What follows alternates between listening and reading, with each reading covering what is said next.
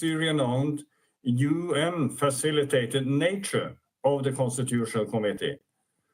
The commitments made by the Syrian parties when they agreed to launch the committee, namely to a continuous process in Geneva, should guide the way forward. Yes, we can continue to explore alternative consensus locations, but in the meantime, we should come together to enable the reconvening of the Constitutional Committee in Geneva. Let me also remind the Council that proposals for step-for-step confidence-building measures are on the table, which would benefit all Syrians and give an important political impetus into the political process. Engagement, coordination, and information sharing is needed to move from ambiguous signaling to real confidence building via coordinated, reciprocal, verifiable actions. There are concrete moves that could be made if we work in this way. My good offices are ongoing with the Syrian parties, the regional players, and the international stakeholders in this regard. Mr. President, a credible political process equally depends on the participation of the widest spectrum of Syrians. In the 8 years since the establishment of the Civil Society Support Room, significant progress has been made in Syrian civil society of many kinds and perspectives increasingly working together. They are acting as a source of advice and inspiration and supporting grassroots peace building and humanitarian relief and advocacy. I was extremely pleased to have an extensive exchange in a virtual town hall format with over 130 civil society support room participants from all parts of Syria, whether currently based inside Syria, in neighboring countries, or in the wider diaspora. I was equally pleased to engage with the Syrian Women's Advisory Board this month. They remain very concerned at the potential for violence spiraling in the region and the relative lack of focus on Syria. WAM members also engaged with members of the Mediterranean Women's Mediators Network and examined ways to reinforce women's political role across various contexts in Syria and the region. Mr. President, as 2023 draws to a close, it seems no coincidence that renewed violence and popular frustrations, including protests, peaked later in the year. This took place at the same time as raised political hopes on different sides were unmet following various diplomatic moves and momentum began to fade. This should remind us that the status quo is unsustainable and it is unacceptable, and that this conflict cannot be left unattended. It also shows that partial approaches are unlikely to address the depths of Syrians' despair and contain the conflict sustainably. In 2024, there is therefore a clear need to refocus on the political process called for 8 years ago in Resolution 2254. The year ahead needs to see a new momentum injected into the search for compromise for a political path forward. I appeal for all to act in a manner that enables the Constitutional Committee to resume, at least initially, in Geneva, and for reciprocal, verifiable, parallel CBMs to be agreed and implemented. Equally, I remind you all that these entry points cannot in themselves resolve the conflict. We must look to engage across a comprehensive set of issues of concern to relevant parties with new energy and new thinking, and lay the ground for a realistic and comprehensive multilateral approach, inclusive of all actors and all the issues at the heart of the conflict. This is the way to stem the tide of violence and fast deteriorating socioeconomic humanitarian situation and move towards a negotiated political settlement that could enable the Syrians to realize their legitimate aspirations and indeed restore Syria's sovereignty, unity, independence, and territorial integrity in line with Security Council Resolution 2254. Thank you.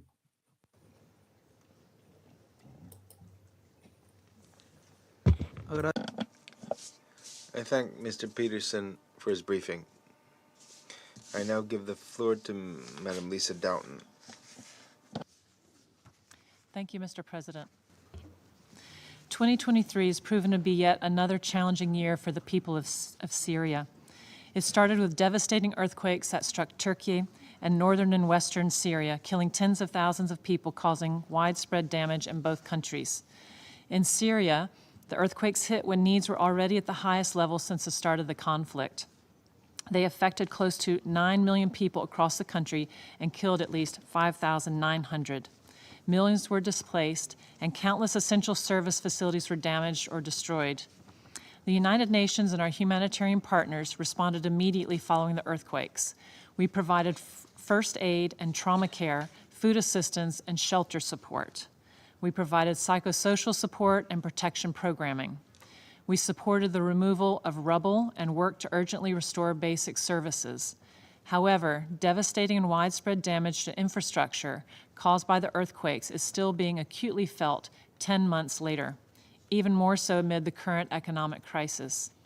Some 60,000 families lost their homes, while hundreds of thousands of homes, thousands of schools, and hundreds of health facilities were damaged. Mr. President, working with our partners, we've supported the rehabilitation of hospitals, schools, markets, roads, water lines, and other civilian infrastructure, including through projects financed by OCHA's managed pooled funds. Here I must acknowledge the generosity of our donors who mobilized swiftly and completely funded the Syria earthquake appeal. However, there's much more work to be done. Survivors are enduring terrible trauma while grappling with the material aftermath of the destruction. And our ability to address the lasting and increasing needs across the country is now being severely constrained by a lack of resources. This includes funding for early recovery initiatives, which could address the suffering caused by earthquakes while reducing dependence on external aid.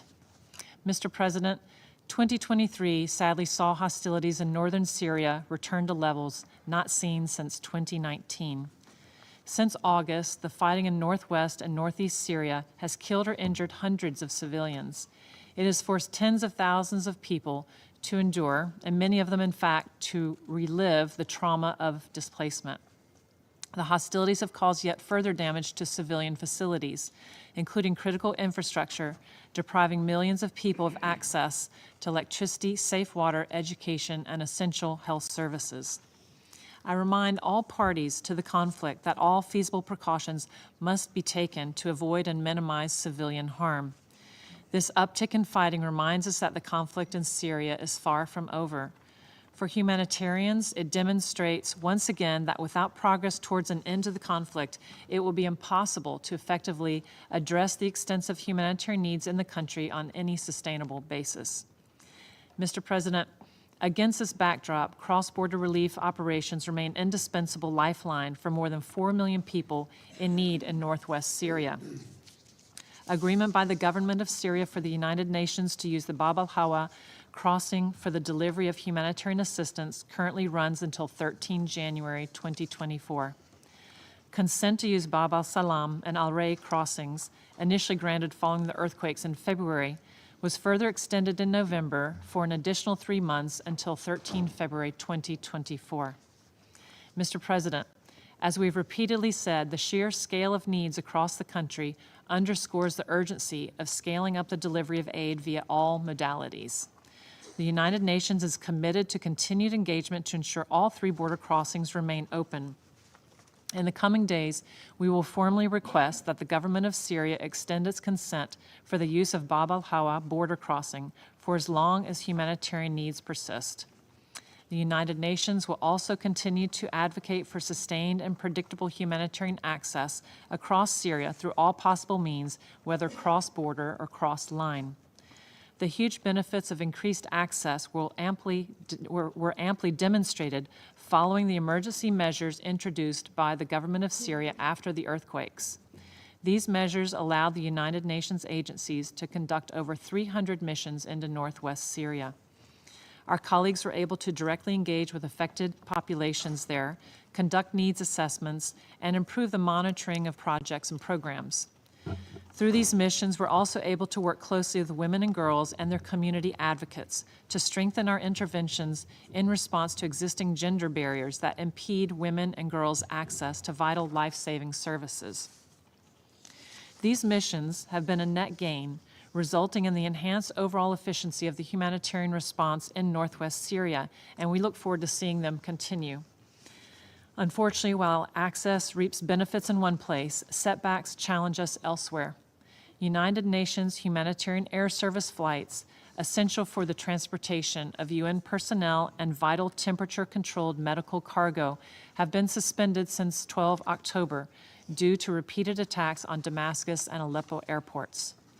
Mr. President, as I've already mentioned in relation to the ongoing earthquake response, a lack of funding is severely constraining our ability to respond to increasing needs across Syria. 2 weeks from the end of the year, the 2023 Humanitarian Response Plan for Syria is only 33% funded. Just $1.8 billion has been received out of the required $5.4 billion. By comparison, last year's response plan was 52% funded.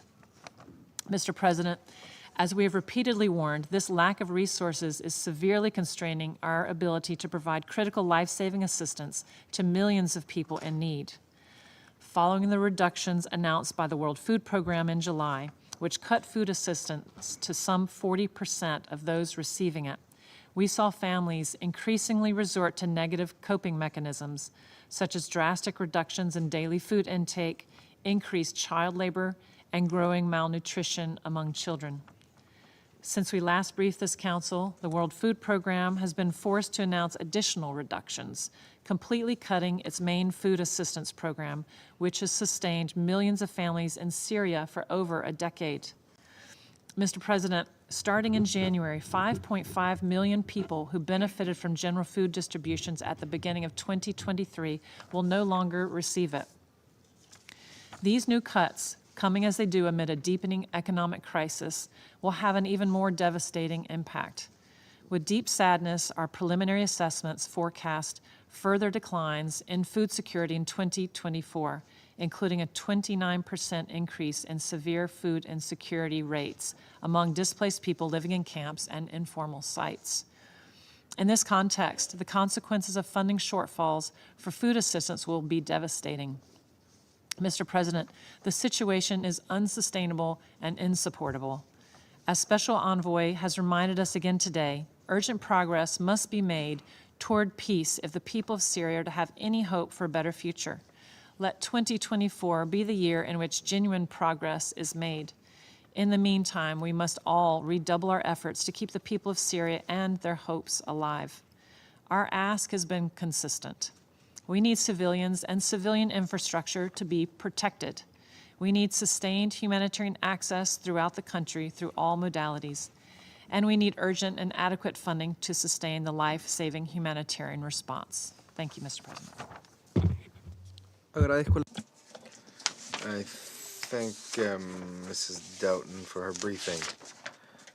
I now give the floor to those council members who wish to make statements. I give the floor to the representative of the Russian Federation.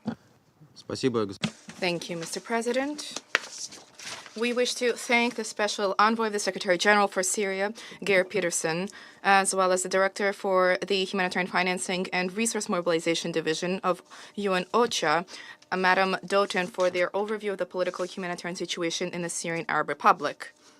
The unprecedented toll of casualties of the escalation in the Palestine-Israel conflict zone has provoked additional tensions in the friendly country of Syria.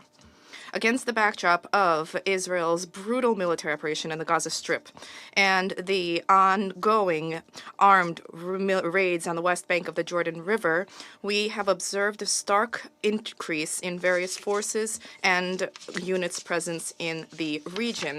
There are increasing flights of the Israeli Air Force targeting Syrian objects, first and foremost the airports in Damascus and Aleppo, which are used as the main gateways for the introduction into Syria of UN humanitarian assistance, as well as the heightened hostilities and an exchange of strikes on the blue line between Lebanon and Israel are fraught with risks of dragging Syria into a full-blown regional confrontation. This needs to be avoided at all costs.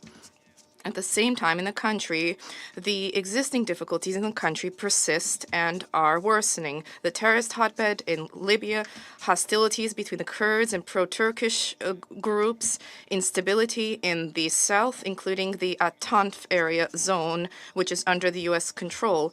We would note that in the context of the situation in the Gaza Strip, our U.S. colleagues are actively exploiting the premises of self-defense, and countering the threat of terrorism, unjustifiably asserting that this right is something which not only Israel enjoys, Israel occupying power in Palestine, but also Washington and its allies, they assert, enjoy this right. They who have an illegitimately occupied part of Syrian territory, allegedly under the pretext of countering ISIL and Al-Qaeda. At the same time, the U.S. is obstinately denying Damascus both the right to counter Security Council-listed HTS terrorists in Idlib and the right to self-defense from indiscriminate Israeli attacks. Under these circumstances, what is the silence of our Western colleagues is deafening. They cannot fail to understand the risks which directly emanate from such reckless acts. We firmly condemn the ongoing strikes targeting Syria as egregious violations of Syrian sovereignty and the basic provisions of international law, including international humanitarian law. In the context of the advancement of Syrian political settlement through Security Council Resolution 2254, we consistently, unwaveringly support the resumption of the continuous work of the Constitutional Committee with the mediation of the United Nations. Support for this has also been voiced in the final outcome of the sixth session of the Russian-Arab Cooperation Summit at the level of foreign affairs, which completed its work in Marrakesh, Morocco. In it, mention is made of the desire to resume work on the Syrian constitutional track with assistance from the United Nations. In this connection, we trust that you, Mr. Peterson, will provide assistance to the Syrian parties to find new mutually acceptable platforms for the Constitutional Committee without, at the same time, dispersing efforts in other areas which are not supported by the Syrians themselves. Mr. President, we continue to be persuaded of the need to uphold the basic right of the Syrian refugees to return as is stipulated under Security Council Resolution 2254, under the strict condition that these efforts are coordinated with Damascus. In this connection, we wish to note the order of the Syrian President Bashar al-Assad dating 16 November on the general amnesty for the citizens of the country. This decision was made by the leadership of the Syrian Arab Republic, and this in addition to the 2022 amnesty, is designed to facilitate the return of Syrian refugees to their homes. Furthermore, the Syrian government has demonstrated a willingness to take concrete measures to facilitate civilian reconciliation, working on the detained and missing persons track, thereby facilitating implementation of Security Council Resolution 2254.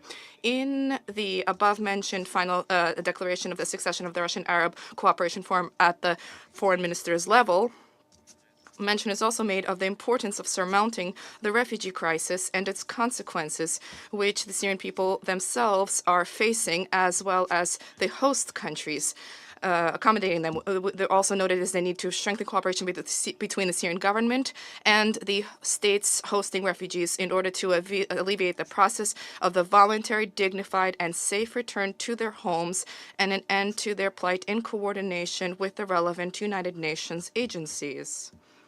Distinguished colleagues, in the same document, And the importance is noted of the delivery of humanitarian assistance to all Syrian regions without any politicization whatsoever. However, with respect to the humanitarian situation in Syria, the reasons for our alarm are only growing. The situation is viewed similarly by humanitarian personnel working in that country.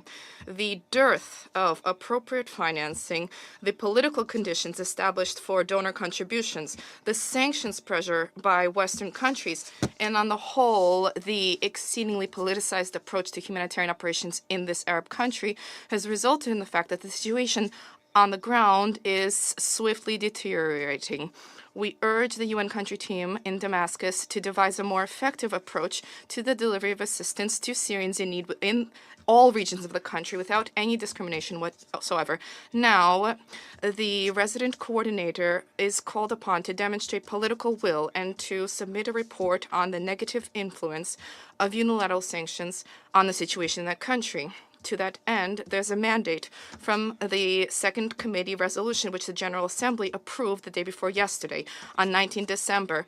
There are instructions to monitor the negative consequences of sanctions, and these apply to the whole country team, including OCHA. What should long ago have been rescinded, is the Internal Secretariat Manual on the parameters and principles for the delivery of humanitarian assistance to Syria, which directly links the conduct of recovery efforts in the country to progress on the political track. This is nothing other than the UN Secretariat directly catering to Western anti-Syrian preferences, which casts a shadow on the impartiality requirement for all UN staff, which is enshrined in the Charter. Mr. President, the Syrian government extended on 10 November the permission for the UN to use the Bab as-Salam and Arai cross-border points for another 3 months. That is until 13 February 2024. On the 13th of January 2024, the temporary permission for the United Nations to use the Bab al-Hawa checkpoint will expire. The fate of this is the sovereign decision of Damascus, a decision taken as part of bilateral dialogue between the Syrian government and the UN. In any event, we believe that the humanitarian potential of the Bab al-Hawa checkpoint should not be used by UN personnel from the office in Gaziantep for spontaneous visits to Idlib which are not agreed upon with Damascus. OCHA should be strictly accountable before the authorities of the Syrian Arab Republic on this question. We are aware that the UN is planning, before the end of the year, to finally send 2 northwestern regions in Syria, the first since the non-extension of Security Council 2672, the first humanitarian convoy through the line of contact. We trust that this operation will be a success, for regardless of what some may attempt to assert, the humanitarian needs in regions not under Damascus's control in this part of the country remain high. On the whole, it behooves us to note that the cross-line convoy mechanisms, which our Western and Secretariat colleagues do not, the need for which our Western and Secretariat colleagues have not disputed, continues not to work. We see no particular zeal in working with those who faint-heartedly are called authorities on the ground in order to address this absolutely unacceptable situation, undermining the premise that assistance to Syrians in Idlib needs to be delivered using all possible means. This brings us to the clear conclusion that the suffering of the Syrian people, like the suffering of the people in Gaza, is something which our Western colleagues have no concern about whatsoever. All they care about are geopolitical games and support for their clients in the region, regardless of what crimes they may perpetrate. Thank you.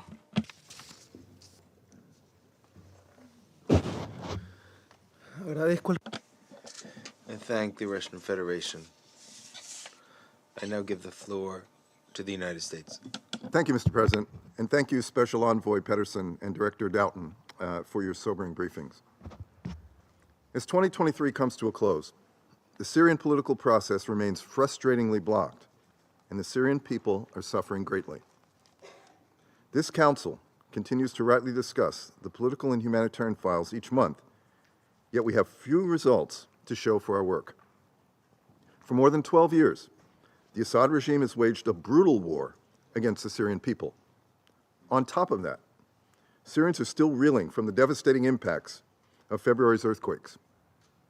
Yet, rather than engage in a political process, in the last few months, the Assad regime has stepped up its attacks on its own people in the northwest of Syria. We all know the responsibility for this war lies at the feet of the Assad regime. The searing images and accounts of the regime's chemical weapons attacks on opposition-led suburbs of Damascus will never fade from our conscience. Nor will we forget the widespread shelling in Homs, massacres in Aleppo, and the present-day bombardment that is killing civilians in Idlib. Just 2 days ago, the General Assembly voted on a U.S. co-facilitated resolution on the human rights situation in Syria that reminded the world of the abuses the regime wants us to forget: the use of chemical weapons, extrajudicial killings, torture and other ill treatment, unjust detentions, enforced disappearances, and gender-based violence. We join the majority of UN member states in reiterating the call for the Syrian regime to immediately release all those arbitrarily held and to provide information about the tens of thousands who are missing. We are alarmed by the reports that violence has reached its worst level since 2019. The hundreds of civilian deaths caused by the regime and Russian offensive in Idlib are deeply concerning. The destruction they have caused to infrastructure and the threats they pose to humanitarian operations put hundreds of thousands of people at risk during the cold winter months. While we welcome the 3-month extension of the UN's arrangement with the regime for access through Bab al-Salam and al-Rai crossings to access areas in need in northwest Syria, we also underscore that this piecemeal approach does not fully meet the urgent humanitarian need. We continue to underscore the importance of predictable, sustainable access, particularly to improve efficiencies and allow for sufficient staffing and planning. We note that discussions between the UN and the regime regarding renewed cross-border access through the crucial crossing at Bab al-Hawa continue. We support Undersecretary General Griffiths' efforts in this regard and remain hopeful for a positive outcome. As Brazil prepares to conclude its council term, we want to acknowledge the close collaboration of the humanitarian penholders, Brazil and Switzerland, to focus the Council's work on the needs of the Syrian people. And we look forward to continued reporting to the Council and close attention to this file. As we appeal for calm in Syria, we also reiterate our condemnation of attacks by Iranian-aligned militia groups on U.S. personnel and facilities in Iraq and Syria. The United States has responded in self-defense, and we reiterate that these attacks by Iranian-aligned groups must stop. Special Envoy Pedersen, we share your concerns about regional spillover. It is in these moments that we must persevere and remain committed to achieving a Syrian-focused and Syrian-led solution to the conflict in line with Resolution 2254, the only viable roadmap for a lasting solution to the conflict. More than 8 years have passed since this Council unanimously adopted that resolution. It is incumbent on all countries seated at this table to do their part and help implement all aspects of this resolution. The Syrian people have been waiting far too long. We support the Special Envoy's efforts to advance the political process and to reconvene the Constitutional Committee as soon as possible. The United States is closely following the popular protests in Suwaida, just as we did when pro-democracy demonstrations first sprung up in the nearby city of Daraa in 2011.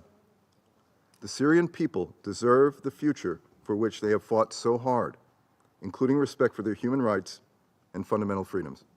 Thank you, Mr. President. I thank the United States for your statement, and I now give the floor to the representative of Switzerland. I speak on behalf of Switzerland and Brazil, co-pen holders of the Syrian humanitarian file. We thank Special Envoy Geir Pedersen and OCHA Director for the Humanitarian Finance and Resource Mobilization Division, Lisa Doughton, for their briefings. We also acknowledge the presence of representatives from Syria, Turkey, and Iran in today's meeting. This is the last joint statement together with Brazil before our very esteemed co-pen holder partner concludes its term on the Council. We would like to thank them for the excellent cooperation throughout We will miss you and use this opportunity to both look back at this year and towards future developments. As we are all aware, in 2023, the people of Syria have experienced severe hardship. The earthquake, with its epicenter in Turkey, has heavily affected northern Syria. People lost their homes, families and community members in a matter of minutes. At least 6,000 people were killed, with many more injured, and thousands of buildings have been destroyed. This has led to further deteriorations of the already dire humanitarian situation. The number of out-of-school children grew by at least 25%.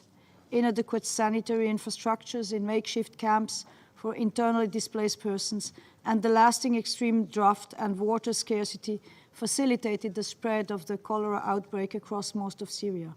The large-scale vaccination campaign by the UN has been helpful to transforming cholera cases into milder, more manageable infections. However, it still remains a concern. At the same time, food insecurity keeps rising and cases of severe malnutrition are increasingly reported, especially with children, and we just heard it. Yet, due to lack of funds, the World Food Programme had to reduce drastically rations since the summer, while in 2024 the number of beneficiaries will be significantly reduced. These reductions risk having consequences on access to other basic services, as people will have to prioritize, and leading to increased negative coping mechanisms such as child labor or early marriage. The worrying increase in violence and attacks in the northeast and northwest of the country since October has caused internal displacement, cost lives, and significantly damaged civilian infrastructure. Furthermore, repeated airstrikes on the two main airports of the country have disrupted UN humanitarian aid flights, hampering severely the transports of humanitarian goods and personnel. We recall that international humanitarian law must be respected by all parties, and the protection of civilians must be ensured at all times. Moreover, the cross-border mechanism of aid delivery went through a major shift this year.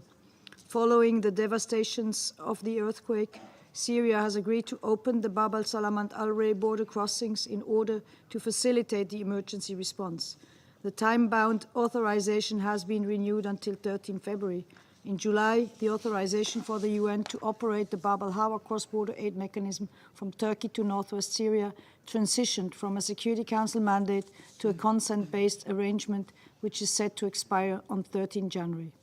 In the middle of harsh winter conditions, we trust that all of the authorizations will be renewed without conditions and time limit, as the lifeline for millions of people depend on those.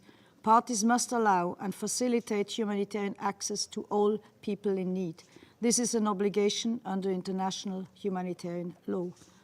All access modalities are necessary, including cross-border and cross-line, to support people in need across Syria.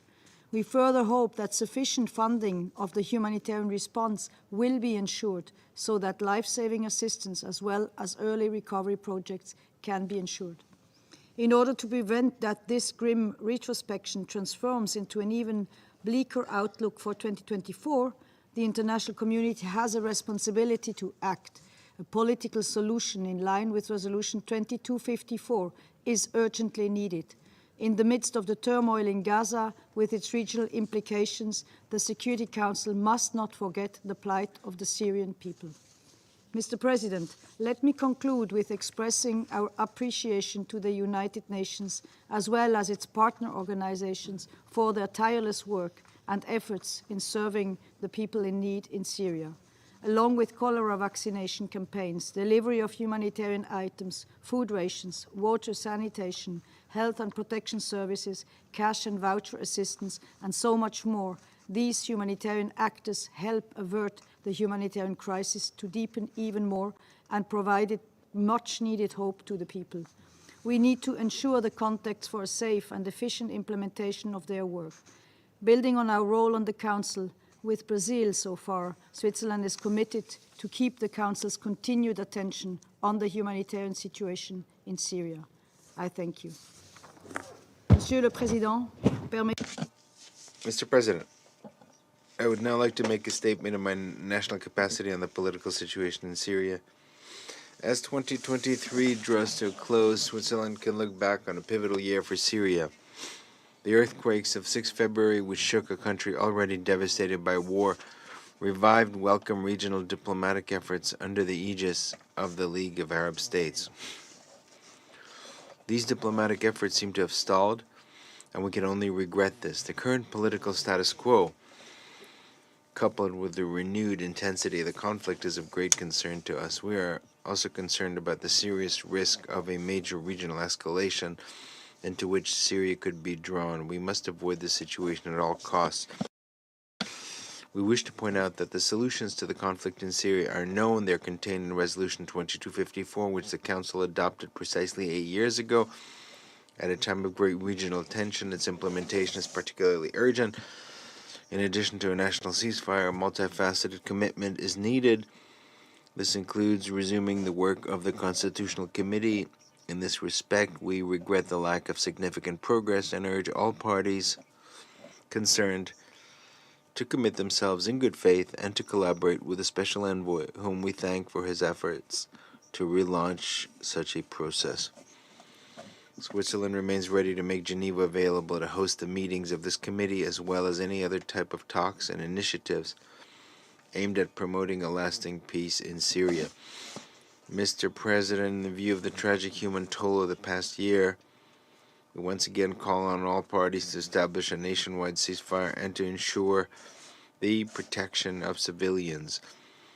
It is essential that all parties respect and ensure respect for international humanitarian law, in particular the principles of distinction, proportionality, and precaution in the conduct of hostilities.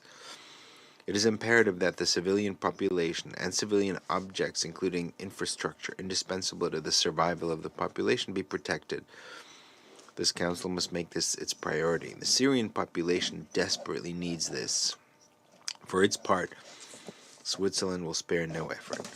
Switzerland would like to pay tribute to the remarkable commitment of Syrian civil society. These organizations play a crucial role in easing tensions and bringing about national reconciliation. Like the international impartial and independent mechanism, they play an important role in documenting international crimes, which is essential in the fight against impunity. Their work is therefore fundamental to achieving lasting peace. We would like to reaffirm our full support for them and stress the need to provide them with the resources they need to carry out their work. Thank you. I thank the representative of Switzerland for her statement. I now give the floor to Ghana. Francia, perdón. France, I'm sorry. France. Francia. Okay. Je vous remercie, Monsieur le Président. Thank you, Mr. President. I wish to thank Geir Peterson as well as Lisa Doughton for their statements. I wish to highlight 2 points. Absent of a political prospect, there can be no lasting and fair peace in Syria, nor can there be stability within the region. 8 years ago, the Security Council unanimously adopted Resolution 2254, which called for the establishment of a credible and inclusive political process in Syria. We are far from having achieved sufficient progress due to the intransigence of the regime and its refusal to make the slightest concession. Human rights violations continue to remain rife. Frequently, there is complete impunity for this, and political demands are ongoing. Violations against the Syrian people are ongoing. The bombardment of the regime and supporters in the northwest in Syria are an unfortunate example of this. This is permanent instability, and Captagon trafficking is another manifestation thereof, which represents a threat to the region. The conditions for the voluntary, safe, dignified return for refugees to the country have not been met. Damascus has not made any concrete commitments to that end. We reiterate our support for the countries that host these thousands of Syrians. Under these circumstances, Geir Peterson's mediation is critical because much yet needs to be done. And in this regard, I would recall France's support for Mr. Peterson's efforts.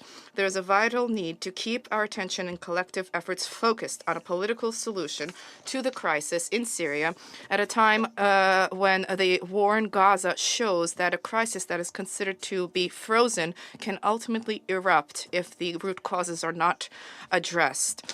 The humanitarian situation is also worsening. The resumption of hostilities in the northwest and northeast have compounded the tremendous suffering of civilians who have not been spared in any way this year. France is also particularly concerned at food instability as we approach winter. There's a vital need for more donors to be able to mobilize to deliver assistance to Syria.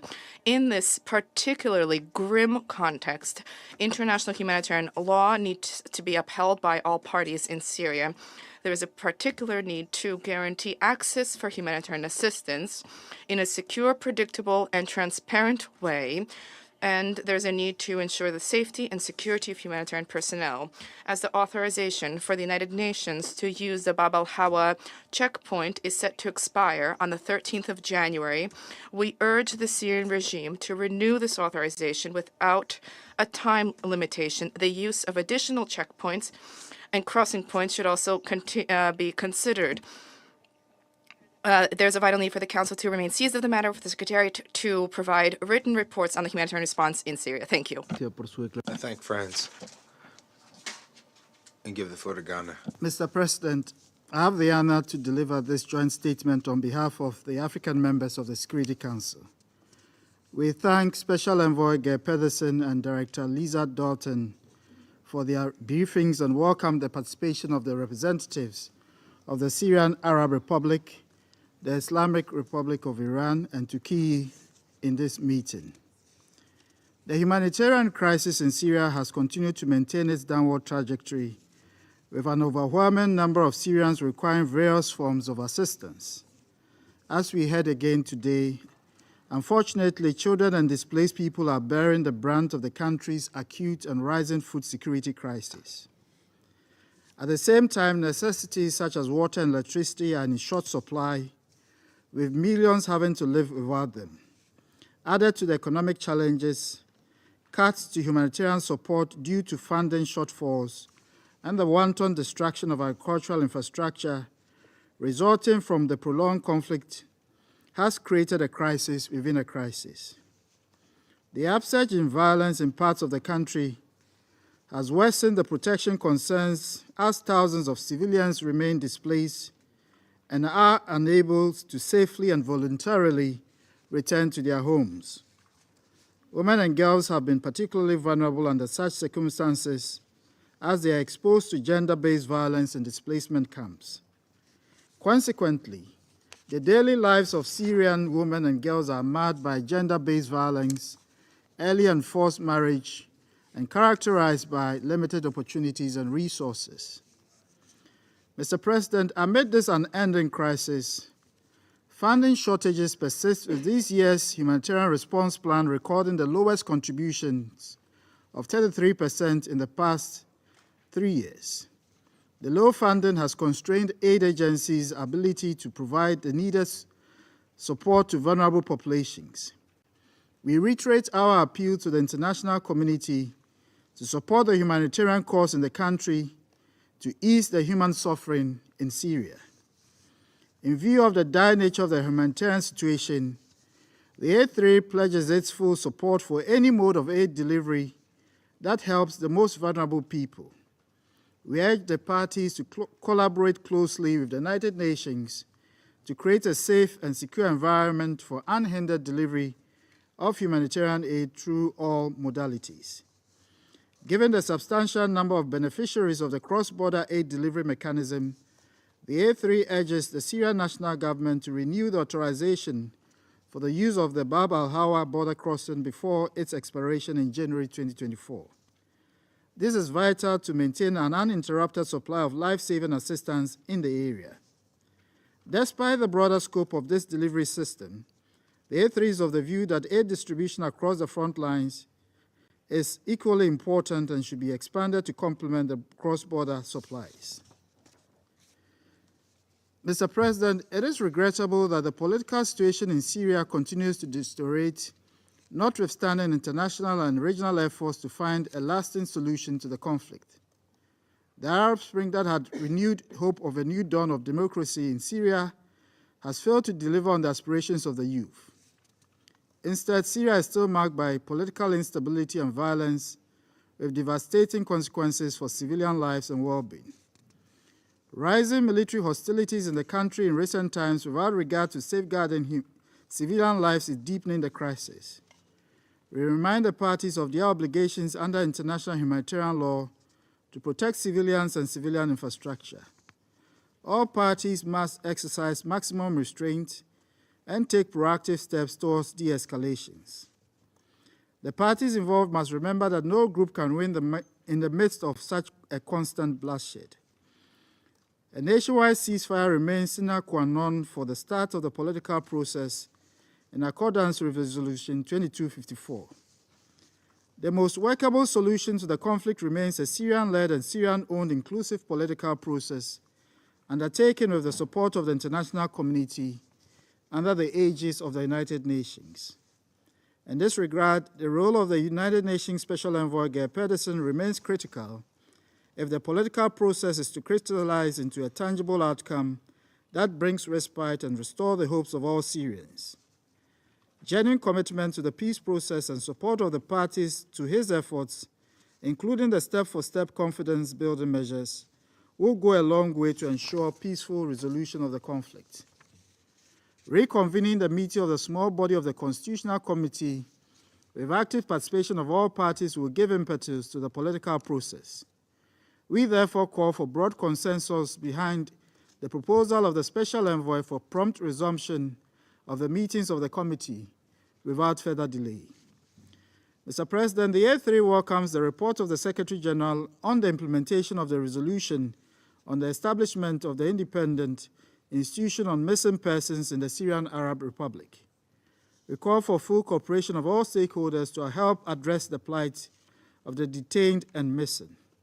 The families of the victims deserve to know the fate of their loved ones.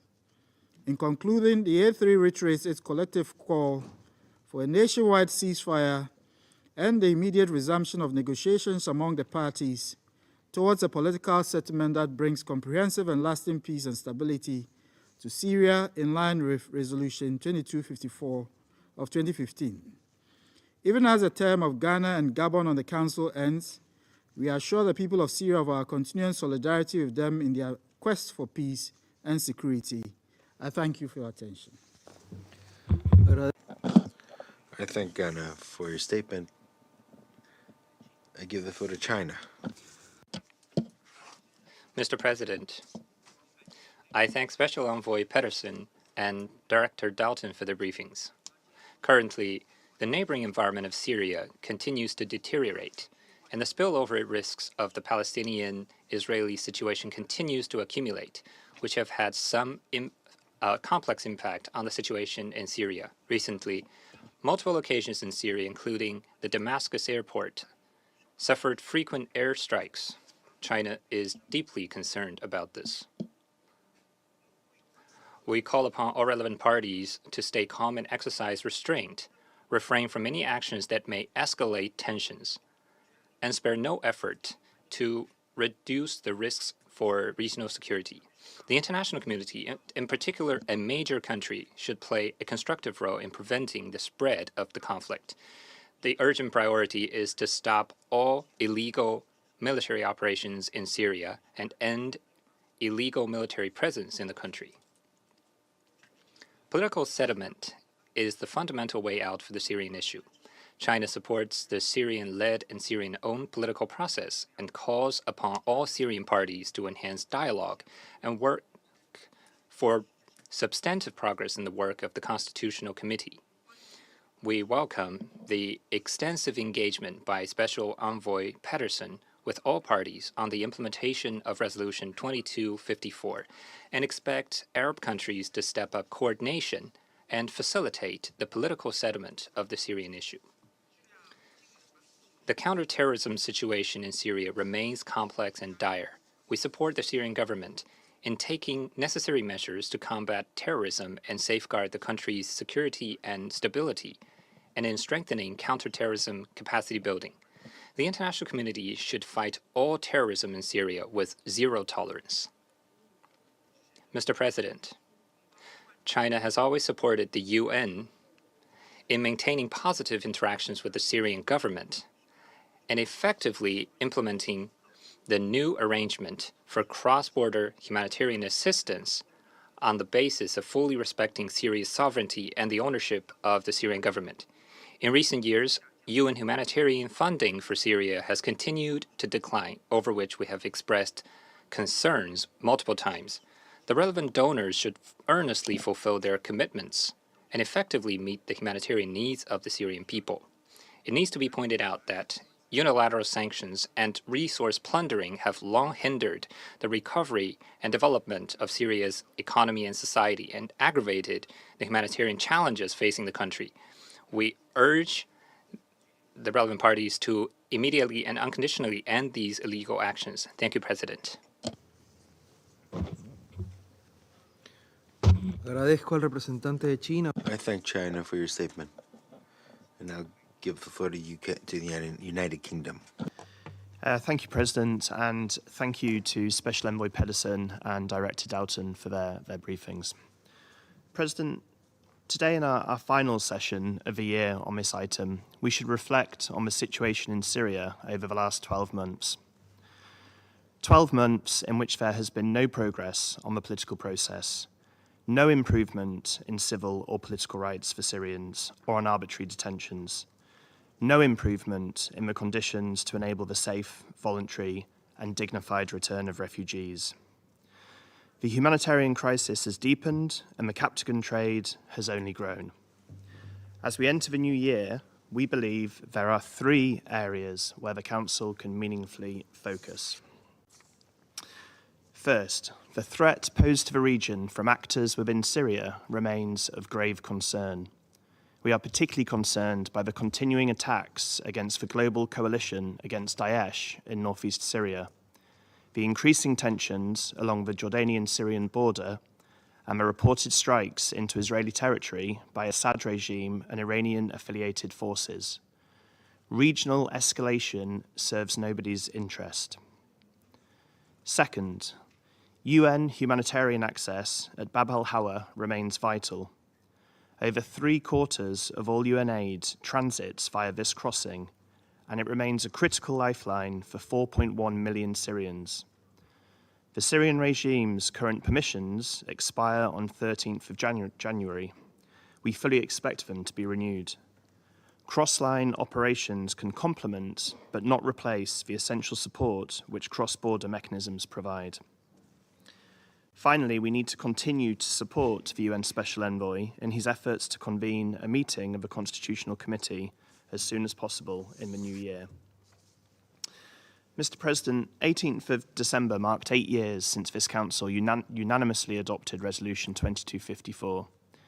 As we have said many times, implementation of this resolution remains the only way to end this conflict and provide sustainable peace and stability to the Syrian people. Thank you.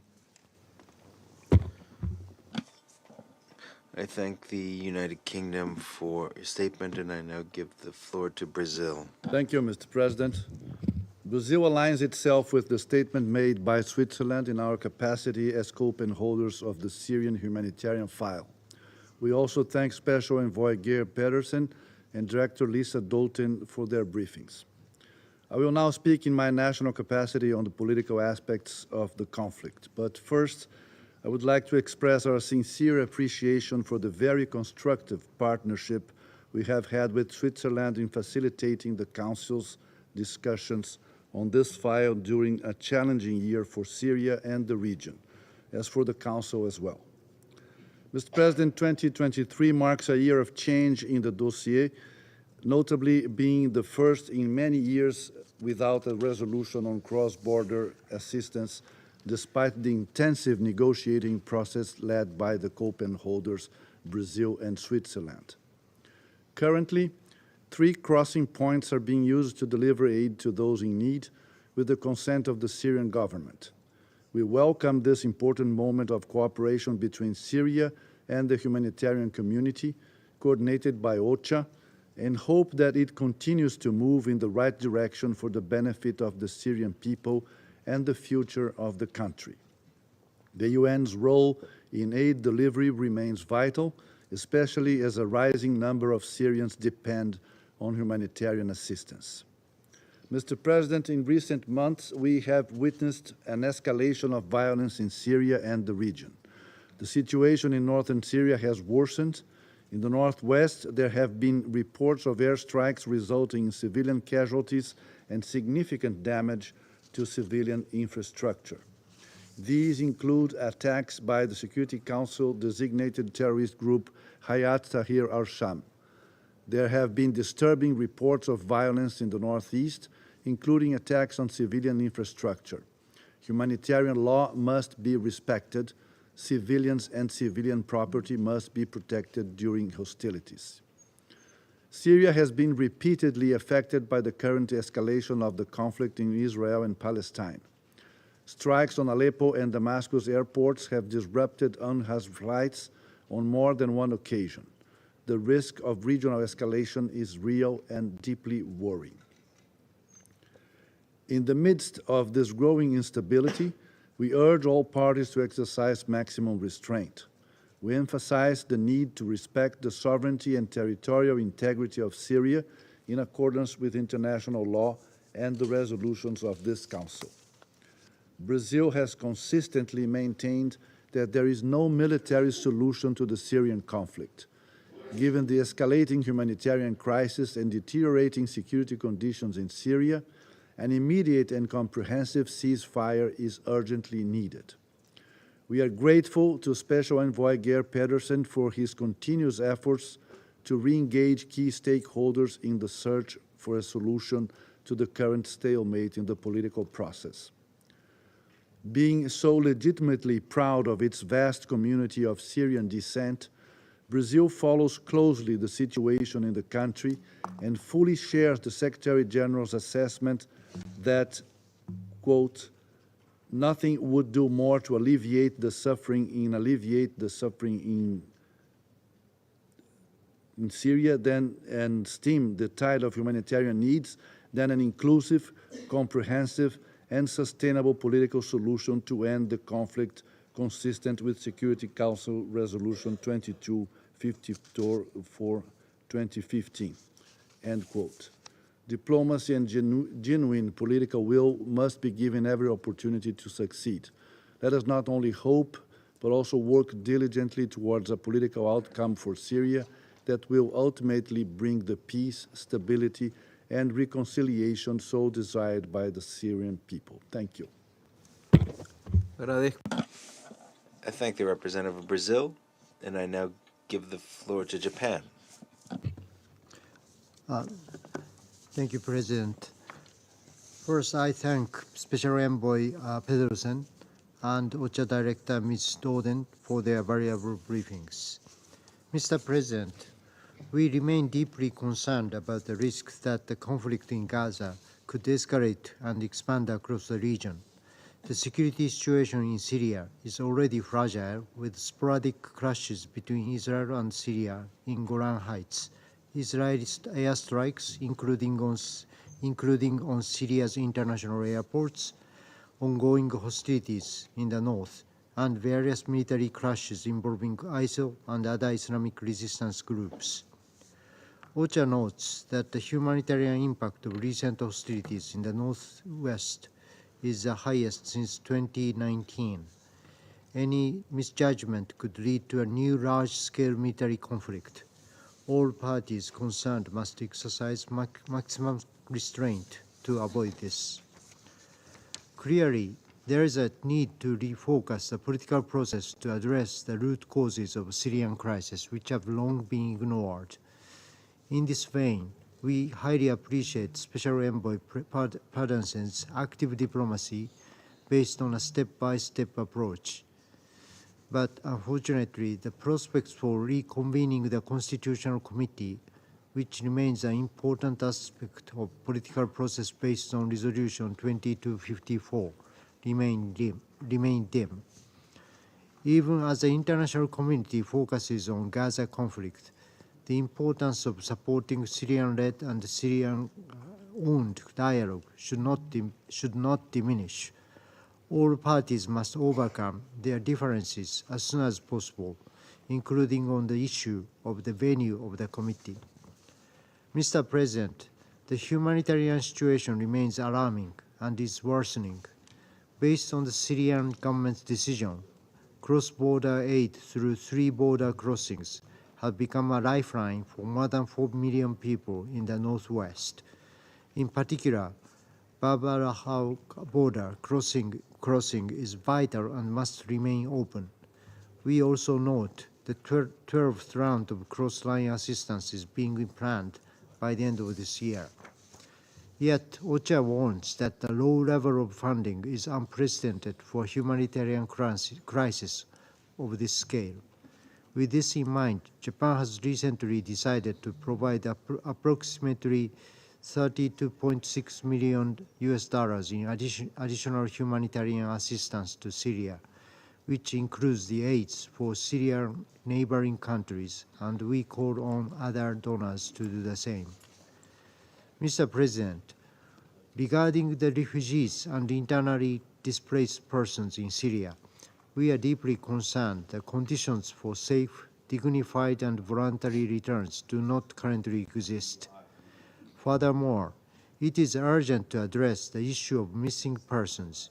In this regard, we welcome the recent report of the Secretary General on progress towards the full functioning of the independent institution on missing persons authorized by the UN General Assembly in June. Japan will support this institution as it moves to begin substantive work in the near future. As the year end is approaching, we express our sincere gratitude to Brazil for its role as a Syrian humanitarian co-penholder together with Switzerland. We would like to stress Japan's commitment to continue addressing the Syrian crisis together with the Council, including 5 new members. Thank you, Mr. President. I thank Japan for your statement, and I give the floor to the United Arab Emirates.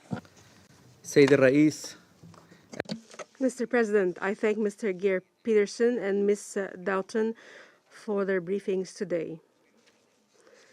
As this is our last meeting on the Syrian political and humanitarian file during the UAE term at the Security Council, allow me to share a few of our thoughts on this file.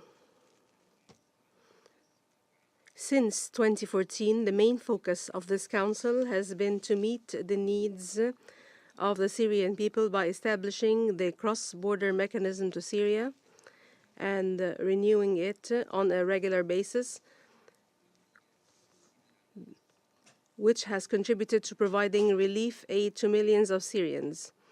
However, we have noticed during our 2-year term on the Security Council that the political track has not received similar attention by the Council. This is despite the fact that reaching a peaceful solution is necessary to address the humanitarian crisis in a suitable manner. While aid continues to flow through the 3 crossings, Bab al-Hawa, Bab al-Salam, and Ar-Rai, with the approval of the Syrian government and the efforts of the UN and humanitarian workers on the ground, the Security Council should simultaneously intensify its work on the political track and support the efforts of the Special Envoy for Syria to reach a peaceful solution as the only means to end the suffering of the Syrian people and to restore security and stability in Syria and the broader region. Over the past several years, the political track has not seen any concrete progress towards ending the Syrian crisis. Meanwhile, the humanitarian and economic conditions have continued to deteriorate to unprecedented levels. Today, there are more than 15 million Syrians in need of humanitarian aid.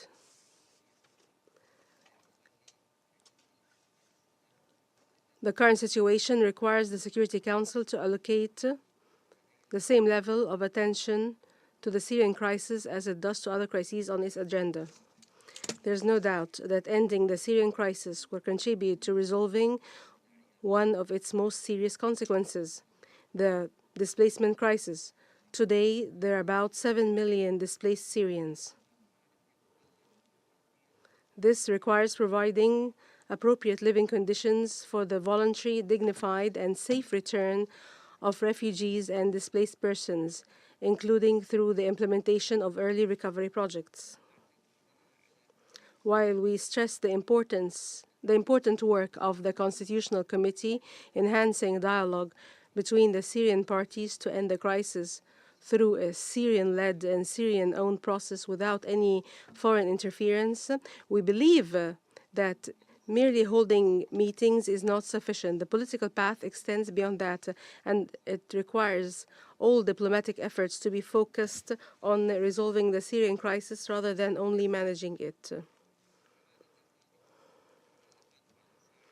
Also, these efforts are necessary to address security conditions in Syria, which will worsen if there's no political solution on the horizon. We have closely monitored with concern the violent escalation in the northwest of Syria, along the Syrian borders, and across many other regions in Syria. This reaffirms the need to continue working towards de-escalation and a ceasefire throughout all Syrian regions. This issue has become particularly urgent in light of the escalating tensions in our region. The conditions in Syria cannot afford any more escalation. In closing, Mr. President, we look forward to the day when Syria turns the page on conflict and regains its security and stability. The Syrian people have an ancient civilization. They deserve to lead better lives and a future with dignity on their homeland as we have always known them, or as has long been the case. The UAE will continue to support regional and international efforts aimed at realizing these objectives. I thank you. I thank the representative of United Arab Emirates, and I give the floor to Malta. President, let me begin by thanking Special Envoy Pedersen and Director Dawson for their briefings today. In 2023, Syrians faced the greatest level of humanitarian need since the beginning of this 13-year-old conflict. As we come to the end of the year, your somber reflections remind us that next year must be better. President, over the past 12 months, Syrians have had to contend with the impact of multiple devastating earthquakes and aftershocks, a humanitarian crisis, climate shocks, and now major conflict on their border, which threatens to bring even greater violence and turmoil to the region. Despite these compounding political and humanitarian crises, Syrians remain dignified and resilient, losing neither hope nor their voice in demanding a just end to this brutal conflict. We commend the United Nations, especially OCHA, for their diligent work throughout this year. We thank them for their efforts in engaging with the parties to ensure the free flow and facilitation of humanitarian assistance, both within Syria but also across borders at a time when it was needed most. The continued functioning of the crossings at Bab al-Salam and Al-Rai has greatly supported the aid delivery mechanism at Bab al-Hawa, a crossing which remains a lifeline to millions in the northwest today. We expect that, once again, the agreement for the use of Bab al-Hawa by the UN and its humanitarian partners will be extended before its expiration in mid-January, and that all aid delivery modalities will remain in place as long as they are needed. President, violence has continued unabated in the north of the country. Protests have erupted in the south, and Syrian airports remain subject to routine airstrikes. Grave violations of children's rights remain a major concern to Malta, especially with a record number of children internally displaced. As we have heard throughout this year, the roots of these humanitarian needs in Syria are political.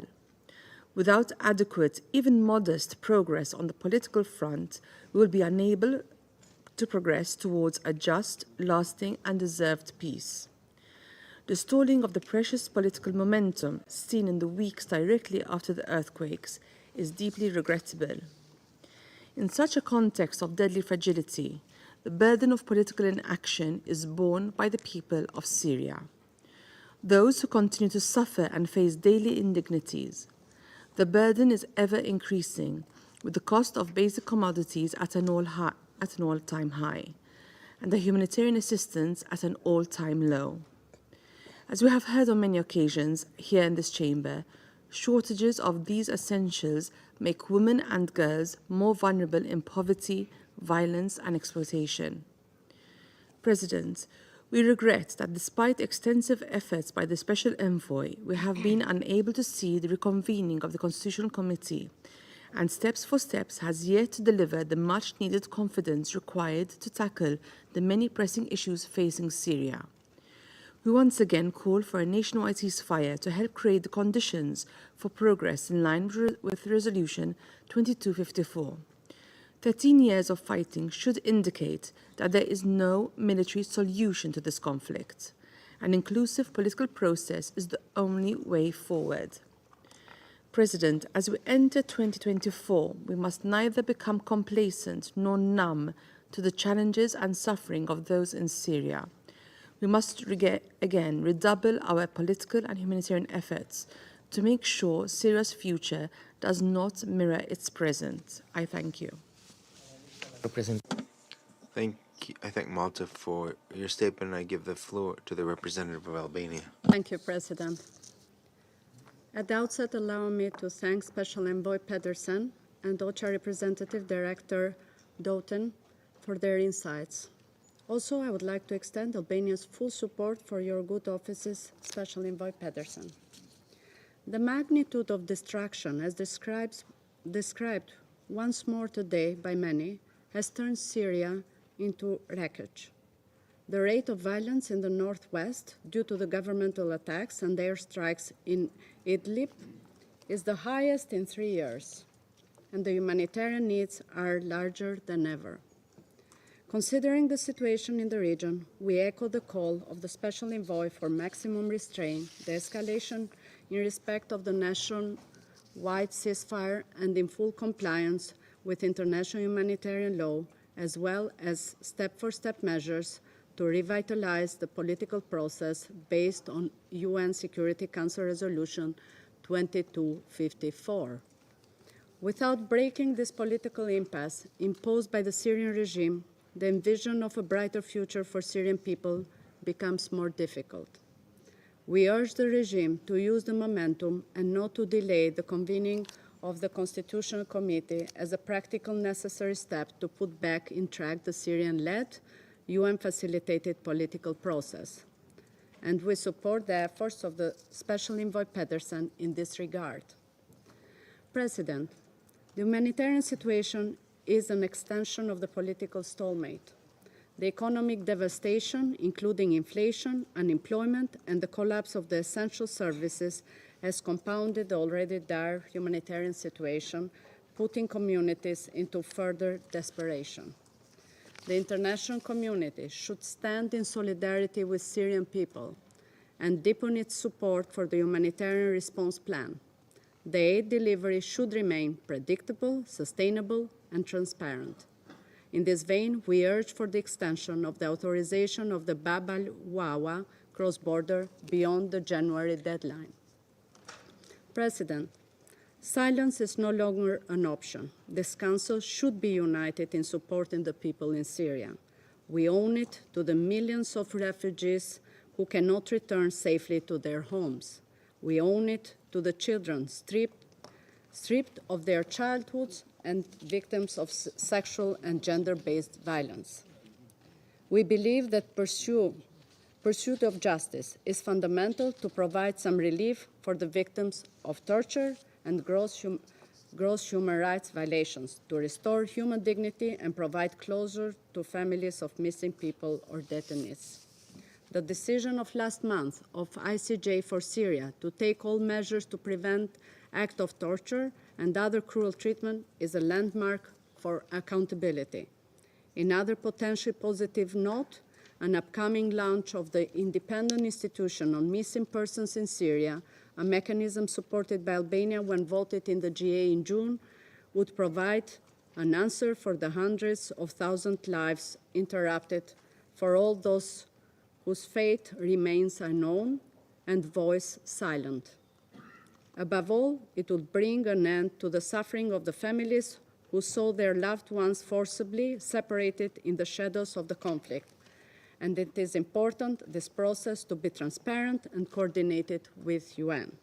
In concluding, I want to reiterate that Albania will remain a strong advocate of the Syrian people in their pursuit for justice and for a better future in dignity. I thank you. Agradezco la I thank the representative of Albania for her statement. I will not make a statement in my national capacity as representative of Ecuador. We take note and thank Gary Pedersen and Madam Lisa Doughton of OCHA for their briefings, and I welcome the representatives of Syria, Turkey, and Iran to the meeting. For Ecuador, it is essential to step up diplomatic efforts that make it possible to re-engage dialogue and move towards a political solution to the situation in Syria in conformity with the provisions of Resolution 2254. We would encourage the Special Envoy to continue conversations with the members of the Astana Group, neighboring countries, regional partners, and other actors inside and outside of Syria, with the goal of bringing about the meetings of the Constitutional Committee and to discuss substantive issues on it regarding its operations. We agree with the Special Envoy Pedersen when he states that there is a direct relationship between the lack of progress in the political sphere and the risk of an escalation of violence. This impact will further complicate the security and humanitarian situation in Syria and the region. We regret that the current outbreak of conflict in the region has led to an escalation of violence in Syria and has increased threats to the civilian population. The escalation of hostilities in Damascus, Idlib, and western Aleppo speak to the fact that Syria is experiencing the most violent period since 2019 right now. It's unacceptable that 45,000 people in the city of Ebreha remain without access to sources of drinking water due to the military use of the water station, which increases the risk of the spread of diseases such as cholera. We would like to make an appeal to abide by international humanitarian law and in this context to protect the civilian population infrastructure critical for their survival as well as humanitarian assistance actors. The sheer number of people that require humanitarian assistance to survive in a situation of poverty, malnutrition, and displacement should serve as a reminder to that the Council must continue to examine the situation in Syria.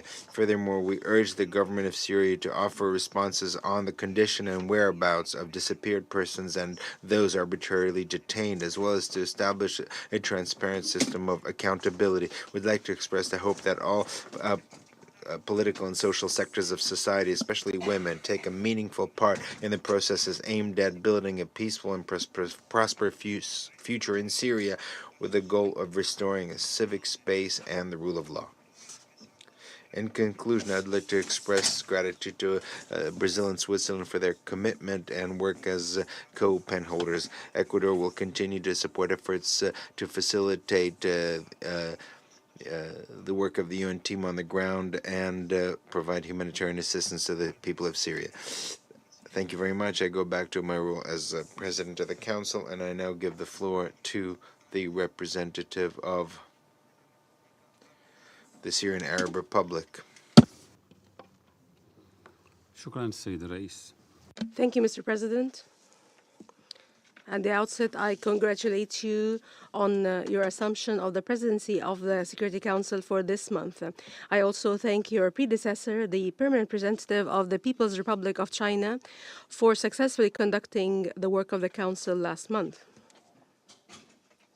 Mr. President, today's briefing on the political and humanitarian questions in my country, Syria, is the last for this year. It is held amidst ongoing threats and challenges my country has been facing for years due to terrorism, the illegal military presence of the U.S. and Turkish forces in parts of Syria, the escalation of repeated Israeli attacks on Syria's vital facilities, and the exacerbation of the humanitarian crisis due to the failure of donors to fund the humanitarian response plan, in addition to the disastrous repercussions of the illegal unilateral coercive measures imposed by Western countries on my country. Therefore, the condemnation of this Council of all these violations of Syrian sovereignty, unity, territorial integrity, international law, and the Charter of the UN is a legal responsibility and a humanitarian necessity. Mr. President, we have listened to the briefing by Mr. Geir Pedersen, the Special Envoy for Syria, and we continue to engage in dialogue and coordinate with him on his work. The Deputy Minister of Foreign Affairs and Expatriates have met Mr. Pedersen last week in Geneva and stressed Syria's commitment to a Syrian-led, Syrian-old political process without any external interference on the basis of the respect for Syria's independence, sovereignty, unity, and territorial integrity.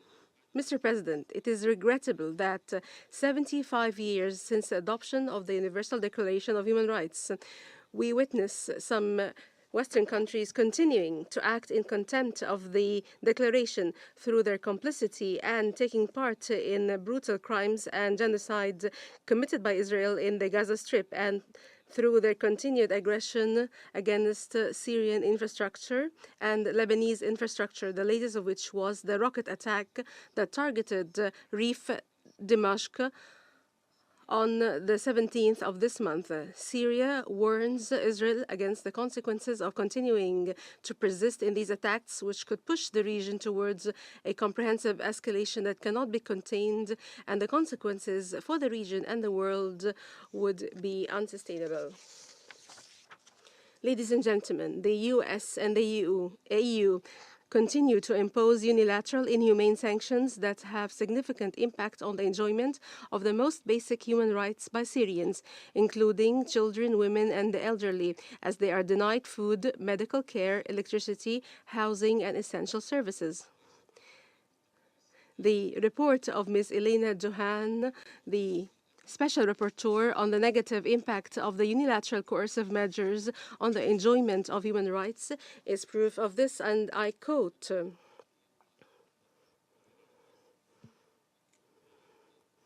"The comprehensiveness of existing unilateral sanctions against the Syrian Arab Republic and the growing overcompliance, in particular following the imposition in 2019 of the Syrian Civilian Protection Act by the US of America, have placed the country in a straitjacket with serious adverse effects on the broad spectrum of human rights." Here, I would like to commend the adoption by the GA of the resolution Unilateral Economic Measures as a means of political and economic coercion against developing countries, which requests the Secretary General to monitor and study the impact on the affected states. My delegation looks forward to the UN and ESCWA conducting the study on the impact of these UCMs on UN activities and the humanitarian situation in Syria. Mr. President, the United States of America has not only directly engaged in the aggression against the Gaza Strip, shoulder by shoulder with the Israeli war criminals, and turning a blind eye to the repeated Israeli attacks on civilian infrastructure in Syria. It continues its destructive policies by insisting on its illegal military presence on Syrian territory, and its support for separatist militia, its looting of Syrian resources, oil, wheat, and gas, in addition to supporting and training the terrorist groups in Al-Hol and Rukban camps. And in the same context, the Turkish forces continue their illegal presence on our territory, and they provide logistical, military, and financial support to terrorist organizations in the northwest of Syria, which are listed as terrorist groups by the Security Council. Mr. President, the Syrian Arab Republic affirms that the return of Syrian refugees to their homeland is a fundamental objective. Syrian refugees returning to their country enjoy, like other Syrian citizens, all the rights and duties guaranteed by the constitution and the laws. In this context, measures and steps have been taken to provide for the dignified return of the refugees. We continue to take a positive approach to overcome the repercussions of the terrorist war against Syria. Following the amnesty decree issued by the President of the Republic last month, the Syrian government opened the door for regularizing the security situation of all those who entered or left Syria illegally. Also, we announced further measures related to the recruitment and the laws on military service. The government of Syria continues to coordinate and cooperate with OCHA towards improving the humanitarian situation in Syria. My country has recently renewed for an additional 3 months the authorization granted to the UN to use Bab al-Salama and al-Rai crossings out of our concern for humanitarian assistance to reach beneficiaries throughout the Syrian Arab Republic, including in the northwest. However, these joint efforts face the real problem of the low funding rate of the humanitarian response plan, which did not exceed 33%, and we are just days away from the end of the year. The World Food Programme, due to the lack of funding, has announced the end of its food assistance program starting next month throughout Syria. My delegation is surprised that some UN teams are reaching out to terrorist organizations listed by the Security Council, and we stress the need for them to stop this immediately. We also stress that the continued presence of OCHA's office in Gaziantep is a waste of resources at the expense of those who really need the assistance and deserve it. Ladies and gentlemen, we demand the halt of politicizing humanitarian work and putting political conditions on early recovery projects and providing sustainable solution and an immediate end, an unconditional end to UCMs. We also stress the need for the repeated Israeli aggressions on our civilian airports to stop. This has led to cancellation of a total of 27 UN humanitarian flights between the 12th of October and the 1st of December. I thank you.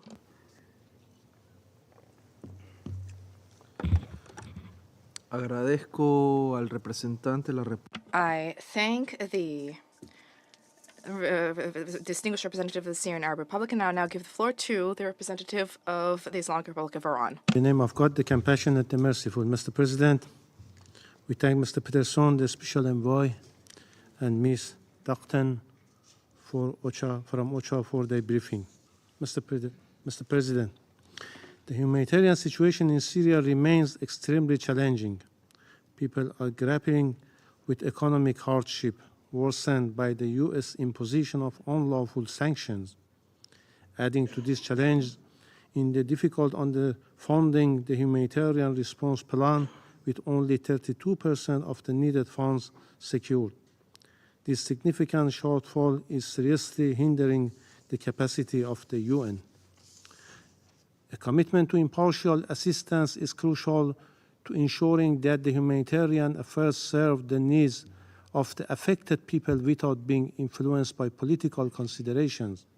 Donors must refrain from using aid to exert political pressure on Syrian government.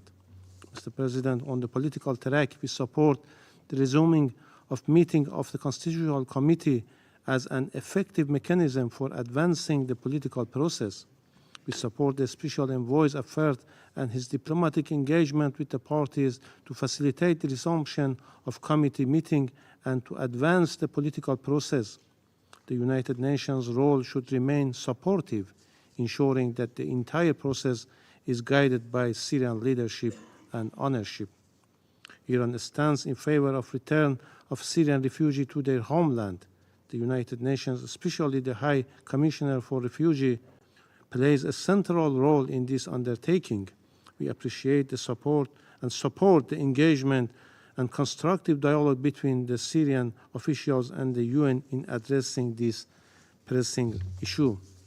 Mr. President, the security situation in areas controlled by illegal foreign forces and under occupation is a matter of serious concern. The primary source of insecurity is unlawful presence and continued occupation of U.S. military forces, creating an environment conducive to the growth of the terrorist activities within Syria and the broader region.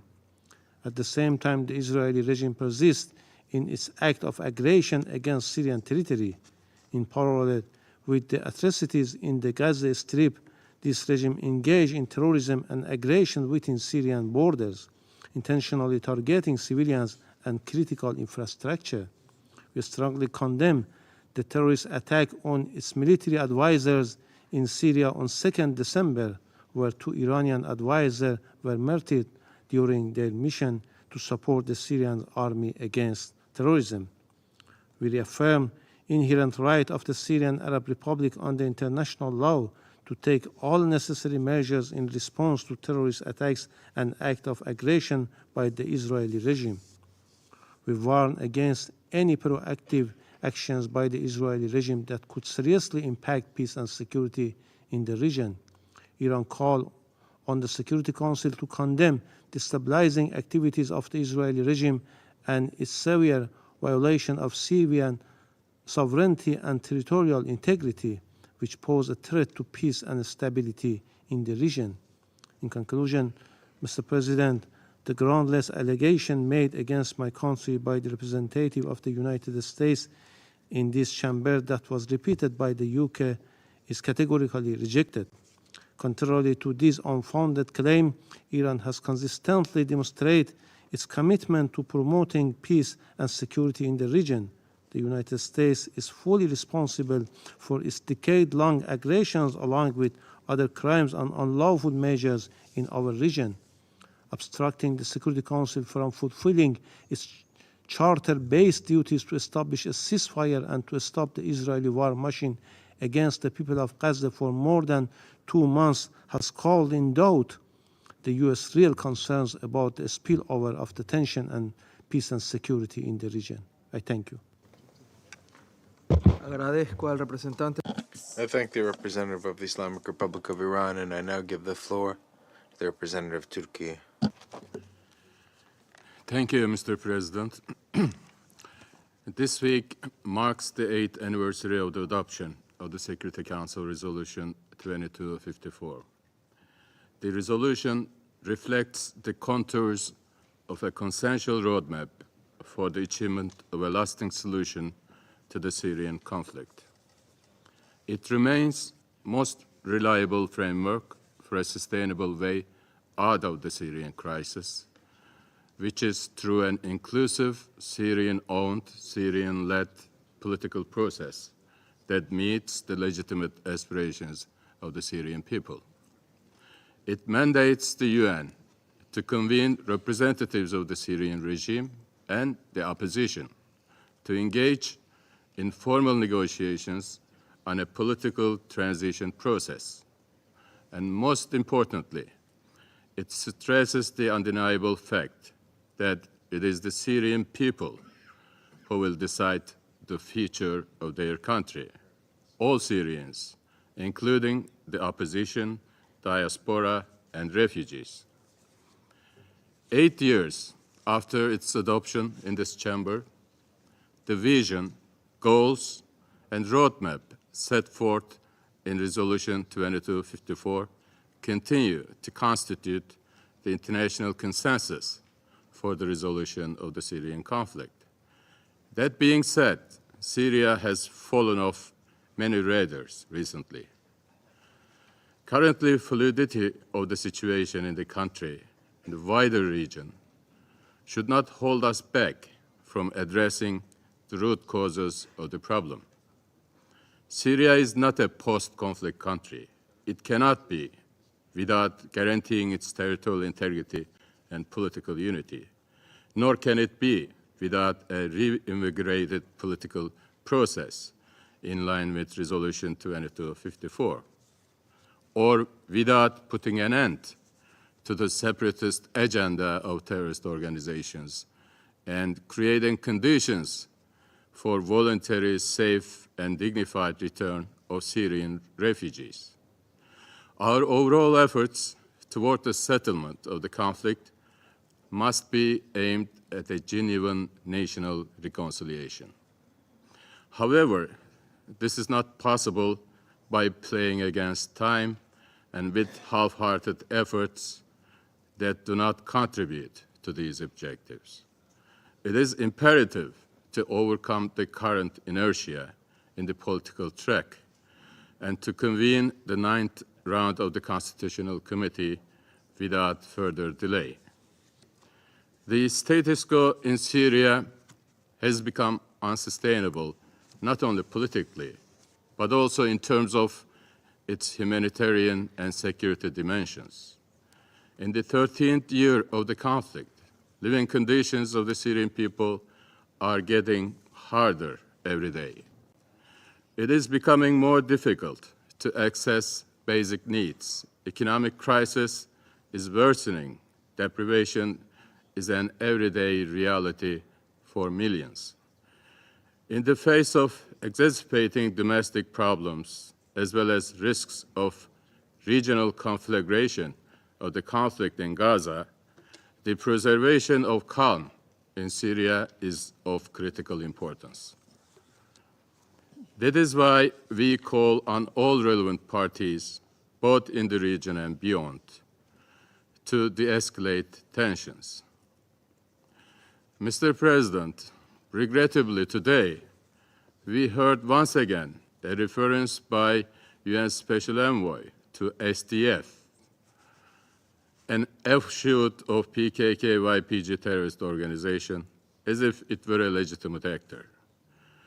Turkey's counterterrorism operations in the country are an exercise of its inherent right of self-defense in response to acts of terrorism of this organization. PKK-YPG terror organization continues its attempts to advance its separatist agenda in Syria.